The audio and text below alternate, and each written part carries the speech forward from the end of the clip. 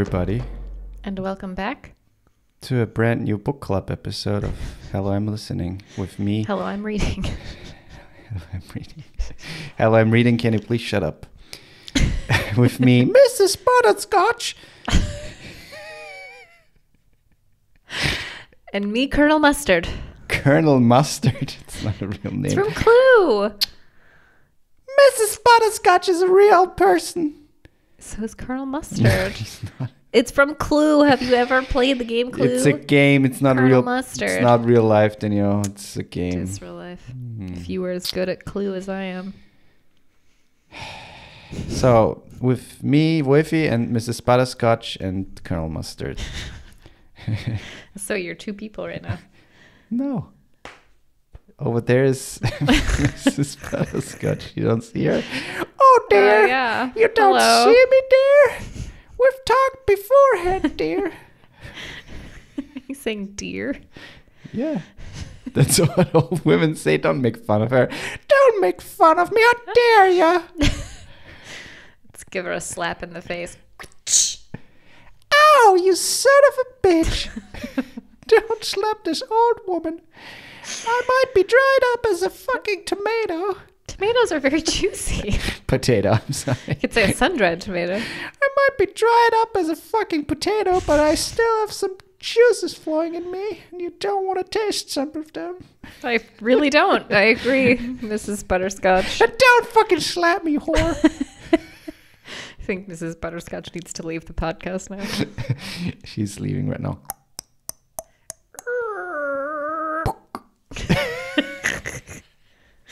Let's have that be an episode where we do like what is it called?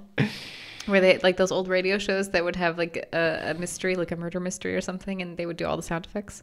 There was a name for them. You mean a Foley artist doing Foley? Yeah, but no, there was a radio program that did that. I don't know if that was a thing here. I mean, that was in the 40s and 50s. Yeah, but they there was made, a like, there was a stories name with for it. There was a I don't know. specific name for the programming. I don't know. We're not that, and we're not doing Let's that. do that. Because it would be really bad. And then someone knocked at the door. Nah, you don't use props. You make... Sure, they used props. No, they made it with the mouse. Like the one guy from Police Academy, Michael, what is it called? What is his name? I don't know.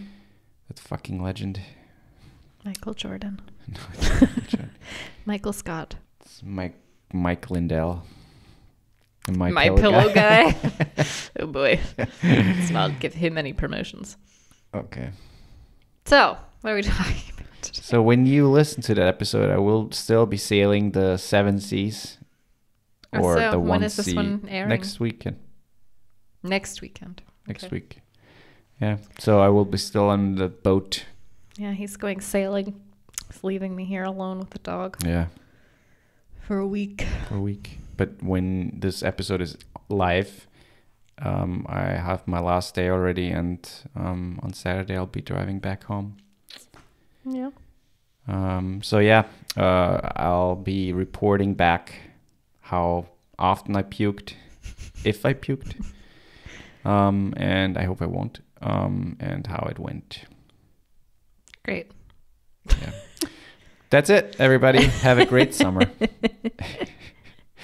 No, since it's summer season and some people like to read in summertime more so than in wintertime. Some, not all, some. Some. I would say a lot, actually. Because it's just nice to, have a book like while you're on the beach or somewhere laying in the sun. It's kind of, I don't know, it's kind of nice. So we thought it would be nice to talk a little bit about books. Books. And if you don't know what a book is, it's what's in your Kindle, but in physical printed form. If you don't know what And that if you don't know what that means.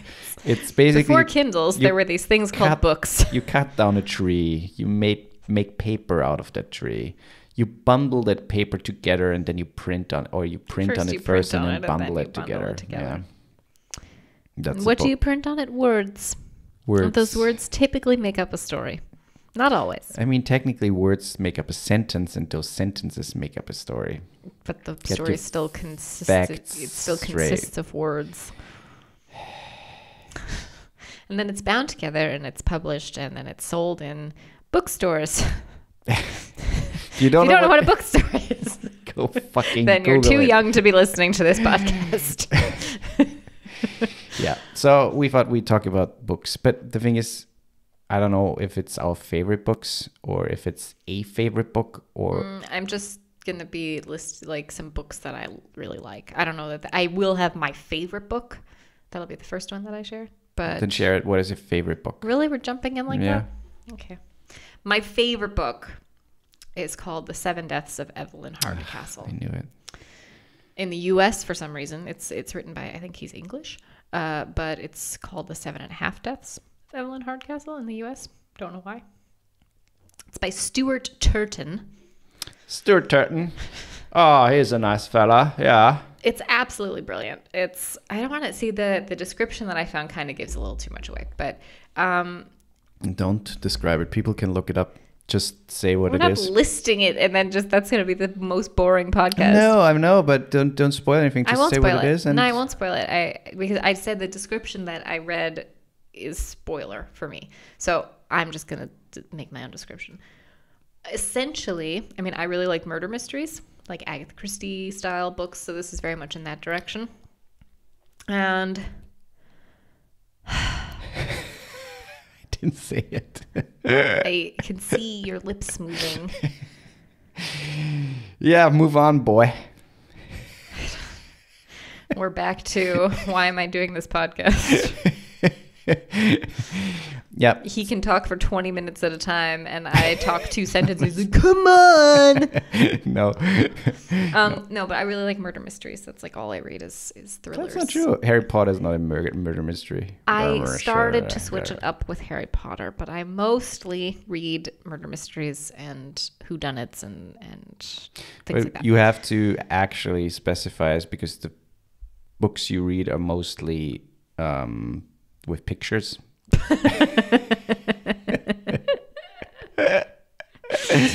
Yeah. Because it's easier no, for but you Seven your Deaths brain. of Evelyn Hardcastle. Without giving too much away, Evelyn Hardcastle is going. She's a guest in a house, and she's going to die at 11 p.m. That's known from the beginning.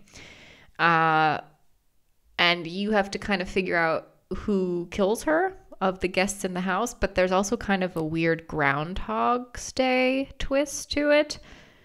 Oh yeah, there's a movie coming, right? I thought they were turning it into I a movie. hope not. Oh, I hope not. You can't do that book in a movie. Or a series. Series would work. But it's absolutely brilliant. Keeps you guessing until literally the last second. Like every time you think you know who did it, the next page is like, oh, never mind. It's so well done, and I couldn't put it down.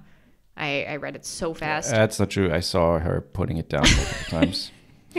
Like when she was sleeping and when she went to the toilet and stuff, she put it down. So she's lying there. It was phenomenal. And every time somebody asks me for a book recommendation, that's always the first one I give. I think it's brilliant. Even she gives that recommendation to people who read it already. Like, have you read this book? And I'm like, you told me that last time. But have you read it? Yes, I did. Read it again, son of a bitch. I mean, I'll probably read it again. It's been long enough now.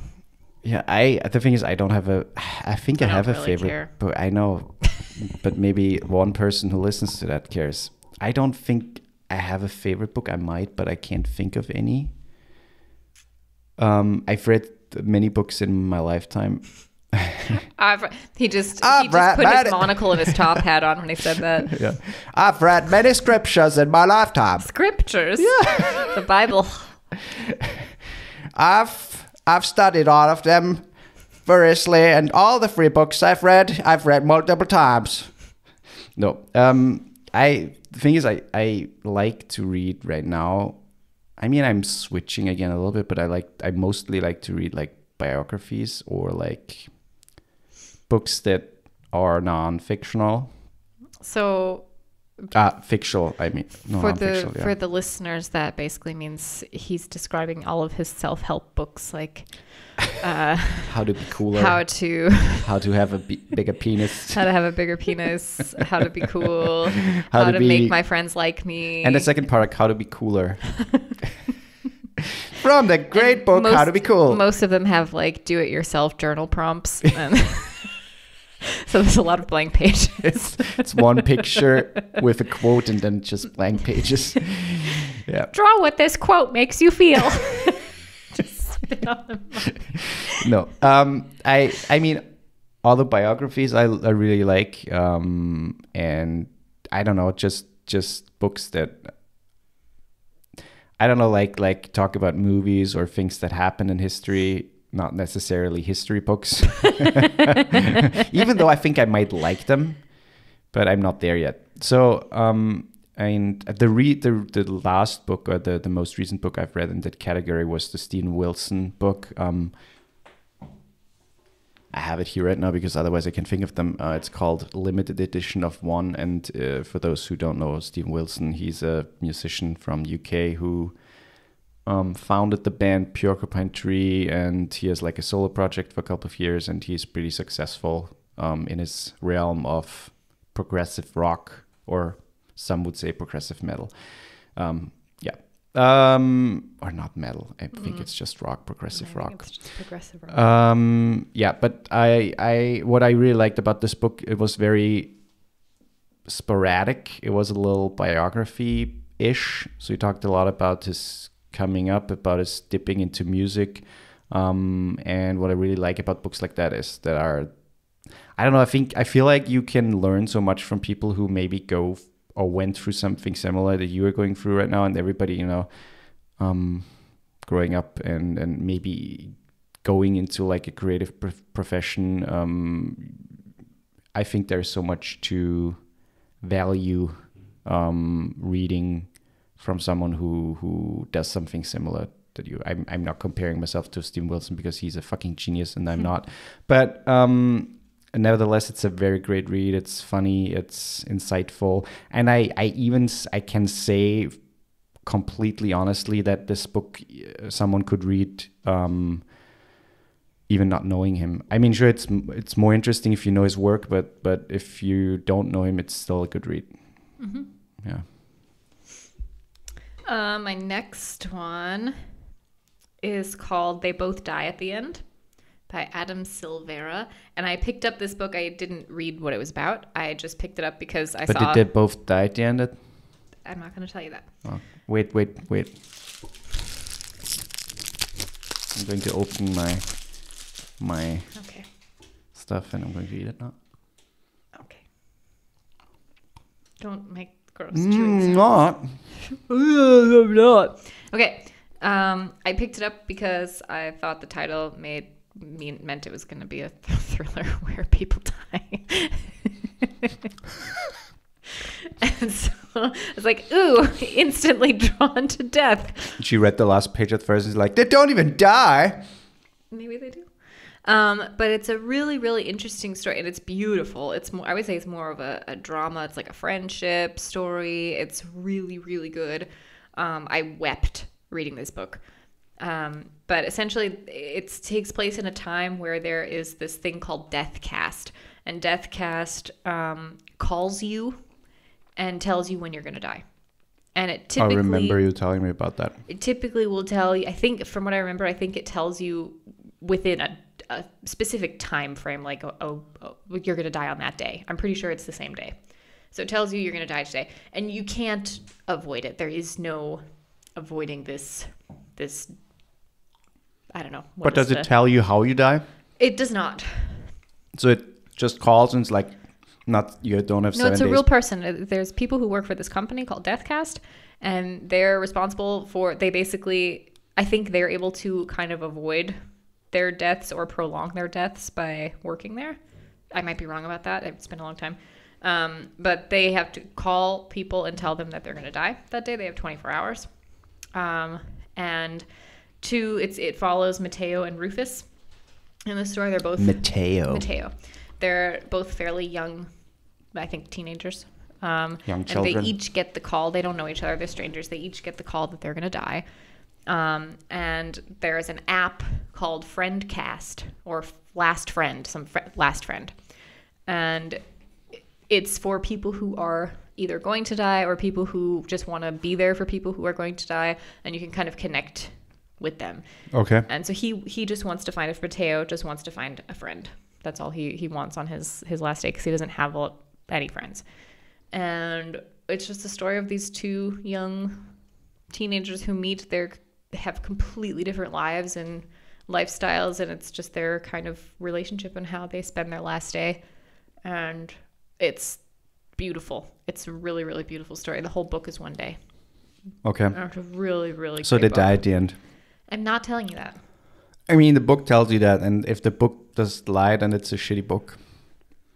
I don't want to read a book who lies to me. It was a great book. It made me cry. Um, Really beautiful story of friendship.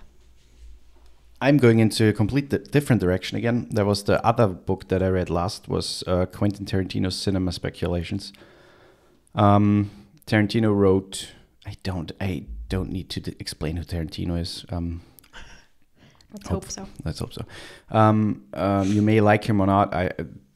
Up to you. But he wrote the novelization of his latest movie, Once Upon a Time in Hollywood, which is more of a deeper dive into the characters. It's not exactly the movie. It's actually just part of the movie, and it's a really good read. I really enjoyed it. And then he wrote I don't know, it's called Cinema Speculation, but it's more like a part autobiography.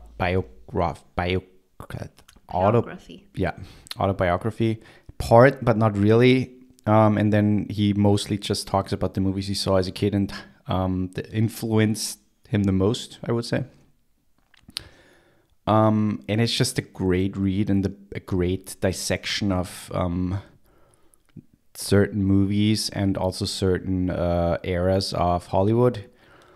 And if you're interested in movies, or if you're interested in that specific time, like 60s, 70s, 80s cinema, I would highly recommend the book, especially because you get a lot of insights into movies, a lot of cool, trivia that you might not get somewhere else. Some movies you have never heard about, and it's just a really cool read. And it's very much in Tarantino's voice, very articulate, but also funny. And yeah, he throws the F-bomb in once in a while. I really enjoyed it. It's a really, really cool book. It's nice. Yeah, thank you. My next one. Let's do two more. You get two more. I get two more. Two more. Yep. We can do another one. We can do a follow-up. I have three more with this one. And you have enough books here that you also can do three more. Okay. Yeah. Okay, so this next one is Love, Pamela. It's the Pamela Anderson book. Autobiography. See, I haven't read that yet. I still need to read it. It's so good. She has such a heartbreaking upbringing and heartbreaking story, but also such an uplifting one, and how she's such a powerhouse of a woman, and I feel like she was super underappreciated in that sense. See, you say things like that, but knowing when I started Baywatch, you made fun of her, and I know. I know the boobs and.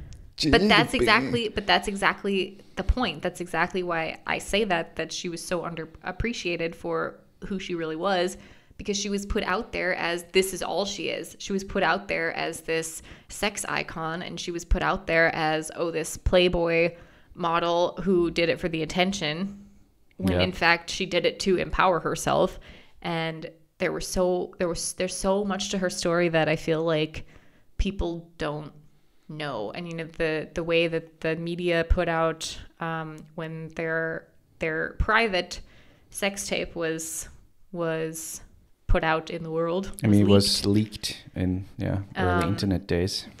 Around that time and after, still to this day, people think that it was like on purpose. There's a lot of people who don't really understand that it was leaked, and they have said horrible, horrible things about her. And the full story is just so much more interesting, and yeah, it's a really great book. I actually read it while simultaneously listening to the audio book, so I was just reading along with her reading the audiobook, because it was so lovely to kind of hear her tell her story. And she has a lot of her poetry in it, like in between paragraphs, sometimes starts at the start of each chapter. It's really lovely. That's nice. Um, See, I have more books like that, but I don't want to. I want to mix it up a little bit. The next one I want to say is actually not the book I'm holding right now, but the sequel, the prequel, Ready Player One. I'm holding Ready Player Two right now because Ready Player One I only have digital on my Kindle. But you might be familiar with the movie. It came out as a movie. It came out as a movie a couple of years ago, directed by Steven Spielberg, and it actually got fairly. I think it was pretty successful. And I don't know. Apparently, there's a sequel, like the sequel to the first book, is in the making. But I read the first book not knowing that there will be a movie. I'm pretty sure. And I don't know how I got to the book. I really don't remember if someone recommended it or I found it on accident somehow looking for books. I don't know.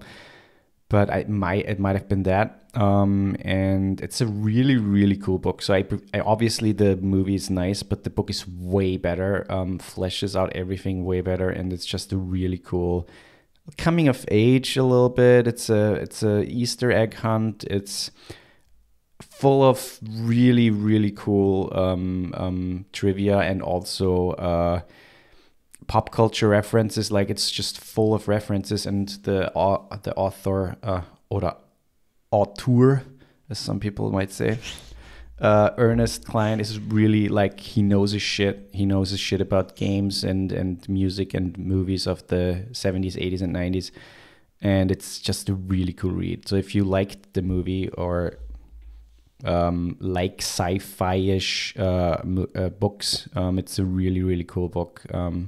It's a fast read. It's technically suitable for like teenagers. And the second book is fine too. It's not as great as the first one, but I liked it as well. My next one is written by Dr. Stephen Yuan. I don't know how you say his name. It is called The Odd Brain: Mysteries of Our Weird and Wonderful Brains Explained. Okay. It's such a fun read. I was always kind of like a bit of a brain nerd. I really like how the human brain works, and especially like disorders of the brain and why we do things that we do when there's a disorder. And it's fascinating to me. And that's exactly what this book is. Each chapter is either a different disorder or, like, for example, discusses topics such as phobias, compulsive water drinking, serial killers, the secrets of hypnotism, and the man who thought he was a cat. Wow. But he just talks about different disorders of the brain and different examples, and each chapter just kind of delves into that a little bit, and why it is, like the serial killer brain was always super fascinating to me. And obviously there are no definitive answers, but he just kind of dives into those different things and explains in a really fun way and not a super, super scientific-y way. Mm-hmm. He explains why, like, what's happening in the brain when people have those disorders. Uh-huh. And it's super fascinating and it's really fun to read. So it's a biology book. Boring. Kind of. I mean, you do learn a lot when you read it, but it's very. He tells a story with it. He does a really good job of keeping it really fascinating, and you don't feel like you're reading a school book or something. Oh, it is a school book. No. Oh. But is it like recommended if you're in like you probably wouldn't know that, like if you're in like a science class somewhere? I don't know. I think I found it when I was studying psychology because I was so interested in that. Like that was kind of what I wanted to focus on, was more like brain disorders. Okay. So I was just interested, and so I looked up. I don't think anyone told me about it, but I think I just looked up books because I used to read like textbooks. Like that was fun for me. I used to read psychology textbooks in my spare time. Wow. Yeah. And then I found that one, and I loved it so much, and it's a fun read. My next one is, again, a biography. Shocking. Actually, it's an autobiography by Simon Pegg. It's called Nerd Do Well. and it's a small boy's journey to becoming a big kid. No, it's this upbringing. I mean, if you don't know Simon Pegg, Shaun of the Dead, Shaun, you've got red on you, all that shit. Hot Fuzz, Paul, World's End, Mission Impossible, and so many more things. But it's a really cool book. He's really you forgot like one of his Spaced. best. Yeah. Spaced. No, but he does a very good job of talking about his upbringing. He talks a lot about his friendships with Nick Frost and Edgar Wright. I really have to reread it again. I've read it when it came out a couple of years ago, and that's a really, really good book. I really enjoyed it, especially if you're like into acting or actors in general and stuff like that. I think it's a must read in my opinion.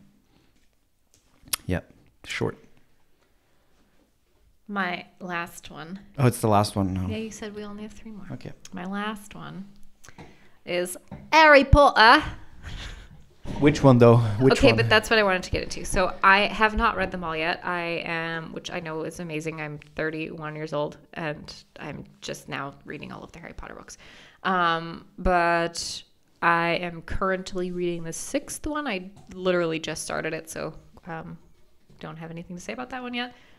But I love the 4th one, Goblet of Fire. That has so far been my favorite one. The 5th one was okay, not bad. None of them are bad. I love all of them. But the 4th one left a mark for me, the Goblet of Fire. It's a great book. I didn't think, not many books make me cry.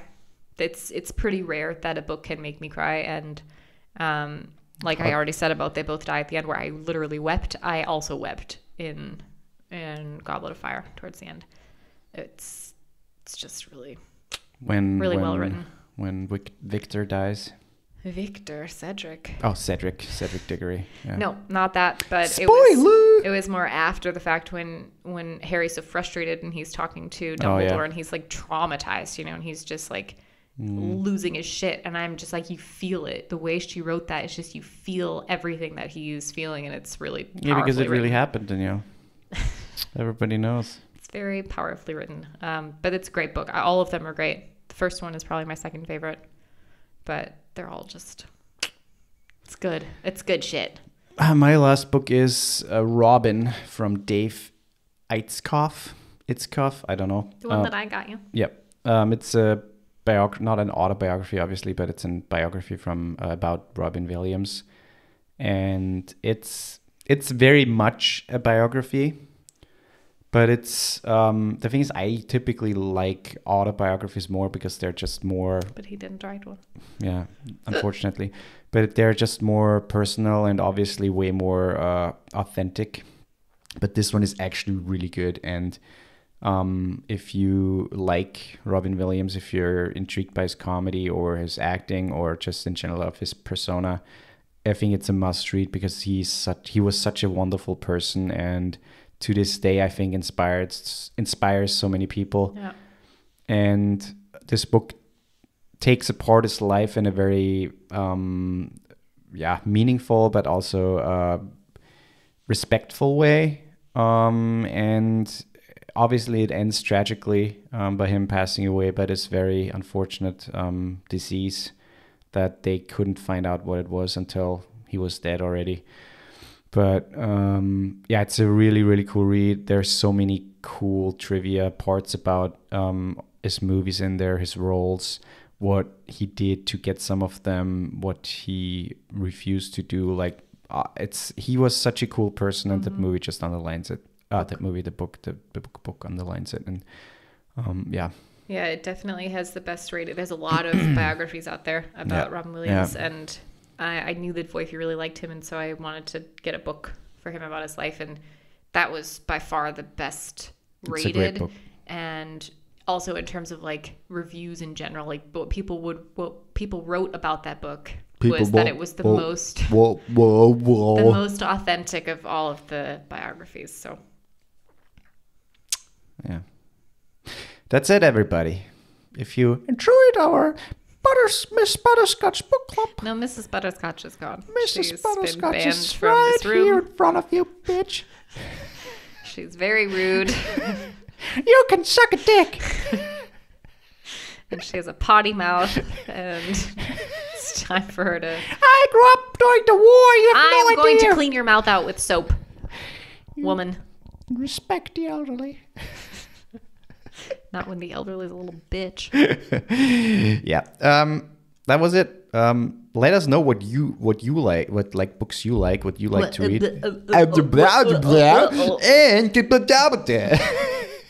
No, but seriously, I would like to know what books you like to read, and if you have any suggestions in terms of, for me, biographies or autobiographies, and for Danielle, maybe some true crime shit that nobody cares about. I have to say though, I only put in my list of books here. Yeah, I only mentioned one murder mystery. that's true. And I tried to have a wide range of different books that I've read, and me not too. just focus. The first one was a biography. Okay, great. Here's the second one. It's a biography. Okay, great. Here's the second one. It's an autobiography. Okay, great. Here's Actually, another. they were all autobiographies besides the Robin one. And there was Ready Player One, and I had another one, but I didn't say it, so... I tried to have some depth to my Oh, sure. My books are... selection. Okay. No, but we would really like to know what you guys read. So But you please send me murder mystery books. you can either contact us on Instagram or just answer the question in Spotify. Other than that, please consider subscribing and also consider liking and following the podcast. I mean, you don't have to consider it. Just do it. Do it, please. It doesn't helps hurt us. anybody. It actually And helps rate us. the podcast on Apple. If you have not done it yet, just head over, just give it 5 stars, please. And that's it. You don't even have to write it. I mean, if you write just cool or a great podcast, that would be even better. Helps us to get more people to notice us, because not a lot of people know that we exist. And that's dreadful. Isn't it, Governor?